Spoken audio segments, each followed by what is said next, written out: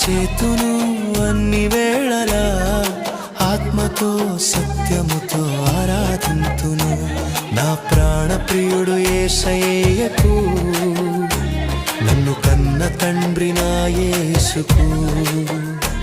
నా ప్రాణ ప్రియుడు యేసయ్యకు, నన్ను కన్న తండ్రి నా యేసుకు. స్తుతిస్తూ